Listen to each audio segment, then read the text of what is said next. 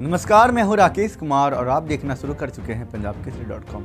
America के राष्ट्रपति Joe Biden ने कुछ समय पहले प्रधानमंत्री नरेंद्र मोदी को एक पत्र भेजा। हालांकि पत्र तो एक बहाना था, दरअसल इसके जरिए मोदी को अपने घर बुलाना था। पत्र में लिखा था, हम आपको अपने यहाँ स्टेट विजिट पर आमंत्रित करते हैं। स्टेट विजिट अमेरिका का सबसे बेहतरीन दौरा है। सबसे बढ़िया खातिर होती है इस न्योते की। सबसे खास बात यह है कि इसे अमेरिकी राष्ट्रपति की कलम से लिखा जाता है। यात्रा और रहने खाने का पूरा बिल अमेरिका चुकाता है। एक आलीशान बंगला भी बना होता है। अमेरिकी राष्ट्रपति के घर के बगल में स्टेट विजिट वाले अतिथि को इसी में ठहराया जाता है। 2-3 दिन अतिथि के स्वागत में व्हाइट हाउस में जमकर प्रोग्राम होते हैं। उसे हाथों हाथ लिया जाता है। इसके अलावा पीएम मोदी ने बाइडेन का न्योता स्वीकार किया और स्टेट विजिट पर अमेरिका हुआ है। बीते हफ्ते ही वापस लौटे हैं। एक दूसरा देश है तो अमेरिका को फूटी आंख नहीं सुहाता, वो है रूस। जी हाँ दोस्तों, जो अमेरिका को फूटी आंख नहीं सुहाता वो है रूस। रूस ने भी अमेरिका से लौटे पीएम नरेंद्र मोदी के लिए खूब बढ़िया बोला है। रूसी राष्ट्रपति व्लादिमीर पुतिन ने खुद नरेंद्र मोदी को दोस्त बताते हुए उनकी जमकर तारीफ की है।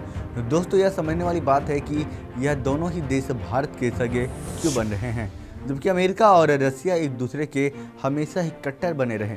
तो आखिर ऐसी कौन सी वजह है जिससे यह दोनों देश भारत की तारीफ में इतने पुल बांध रहे हैं? आइए समझते हैं इस वीडियो में। इस साल मार्च में दुनिया भर में हथियार के आयात निर्यात पर नजर रखने वाली स्वीडन संस्थान Stockholm International Peace Research Institute यानी सिप्री की एक रिपोर्ट आई थी। रिपोर्ट बताती है कि दुनिया में हथियार का सबसे बड़ा खरीदार भारत है। हथियारों की खरीद में भारत की हिस्सेदारी 11% है। भारत को सबसे ज़्यादा हथियार बेचने वाला देश है रूस। हालांकि इसमें रूस की हिस्सेदारी कम हुई है। 2013 से 2017 के बीच भारत के हथियार आयात में रूस की हिस्सेदारी 64% थी, जो 2018 से 22 के बीच कम होकर 45% ही रह गई। हालांकि इसके बावजूद भारत के लिए रूस सबसे बड़ी दुकान है। इतना ही नहीं, पहले भारत के लिए हथियारों की दूसरी सबसे बड़ी दुकान अमेरिका था, लेकिन अब उसकी जगह फ्रांस ने ले ली है। यानी फ्रांस दूसरे नंबर पर है और अमेरिका अब तीसरे नंबर पर। हाल ही में पीएम मोदी के अमेरिकी दौरे पर दोनों देशों के बीच कई महत्वपूर्ण सैन्य समझौते हुए। सबसे महत्वपूर्ण समझौता ये हुआ कि अमेरिका की जनरल इलेक्ट्रिक और भारत की सरकार हिंदुस्तान एरोनॉटिक्स लिमिटेड देश के स्वदेशी हल्के लड़ाकू विमानों के लिए अत्याधुनिक लड़ाकू जेट इंजन भारत में ही बनाए जाएंगे। एक अन्य समझौते में अमेरिका युद्ध में इस्तेमाल होने वाले ड्रोन के उत्पादन के लिए भारत में एक निर्माण केंद्र बनाने पर भी सहमति बनी है।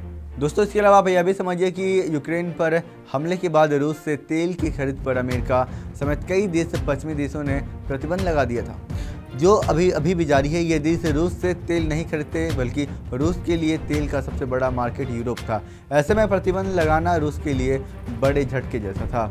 तमाम और प्रतिबंध भी रूस पर लगाए गए। कहा गया था कि जब रूस का तेल नहीं बिकेगा तो उसकी अर्थव्यवस्था भरभरा कर गिर जाएगी, लेकिन ऐसा नहीं हुआ, क्योंकि तेल के दो बड़े खरीदार देश भारत और चीन ने उससे तेल की खरीद बंद नहीं की, बल्कि भारत ने तो रूस से तेल की खरीद और भी बढ़ा दी।